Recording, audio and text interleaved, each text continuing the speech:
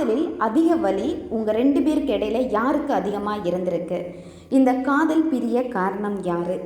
இதை பற்றி பார்க்க போகிறோம். இந்த காதல் பிரிஞ்சதுக்கு அப்புறமா வலி இதில் 2 நபருக்குமே அதிகமாக இருந்திருக்கு. உங்களுக்கும் அதிக வலி இருந்திருக்கு, அதே மாதிரி உங்களுடைய பர்சனுக்கும் அதிக வலி இருந்திருக்கு. அதில் அதிகமாக பாதிக்கப்பட்டது யாருன்னு பார்த்தீங்க அப்படின்னா நீங்கள் தான். ஏன்னா உங்களால் இன்னுமே அந்த நபரை மறக்க முடியாமல் அவங்கள நினச்சி தவிச்சுக்கிட்டே இருக்கீங்க.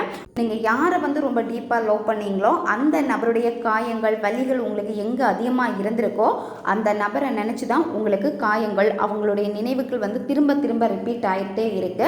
அதனால உங்களால் கரண்டாக இருக்கக்கூடிய ஒரு ரிலேஷன்ஷிப்பில் கூட உங்களால் ஒழுங்காக கான்சென்ட்ரேட் பண்ண முடியாமல் இருக்கு. பிரியறதுக்கு காரணமாக இருந்தது ஒரு தேர்ட் பார்ட்டினால தான் பிரிஞ்சிருக்கு. உங்களுக்கு ரொம்ப தெரிஞ்ச பர்சன் தான், உங்கள் 2 பேருக்கு இடையிலுமே நல்ல தெரிஞ்ச ஒரு பர்சன் தான்.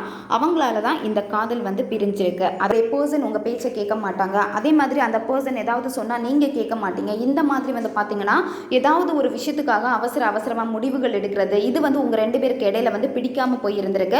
இந்த ஒரு காதல்னால எல்லாமே உங்களுக்கு அடி விழுந்துருச்சு. அந்த மாதிரி ஒரு மைண்ட் செட் உங்களுக்கு வரவும் ஆரம்பிச்சிடுச்சு. இதனால தான் எனக்கு இதுதான் இம்பார்ட்டன்ட் அப்படின்னு சொல்லிட்டு அந்த ரிலேஷன்ஷிப்புக்காக தான் நீங்கள் ரொம்ப ரொம்ப ரொம்ப ரொம்ப முக்கியத்துவம் கொடுத்துக்கிட்டே இருக்கீங்க. உங்களுக்கு மெயினாக தேவைப்படுறது நீங்கள் ஹீல் ஆகணும். இந்த வலிகளில் இருந்து நீங்கள் கொஞ்சம் வெளியே வரணும். எப்போ இந்த வலிகளிலிருந்து வெளியே நீங்கள் ஹீல் ஆகிட்டீங்களோ அதுக்கப்புறம் நீங்கள் மேனிஃபெஸ்டேஷன் பண்ணுறப்போ உங்களுடைய கவனமும் கரெக்டாக இருக்கும். இப்போ நீங்கள் எது செஞ்சாலுமே எப்படி இருக்கும் அப்படின்னா, நீங்கள் இது செய்யலாமா வேணாமா, எனக்கு ரிசல்ட் கிடைக்குமா, இந்த மாதிரி ஒரு குழப்பம் உங்களுக்கு இருக்கும். அது மட்டும் இல்லாமல் நீங்கள் செய்கிறப்ப ஃபோக்கஸ் உங்களுக்கு இருக்காது. அதனால் உங்களுடைய மேனிஃபெஸ்டேஷன் ஃபெயில் தான் ஆகும்.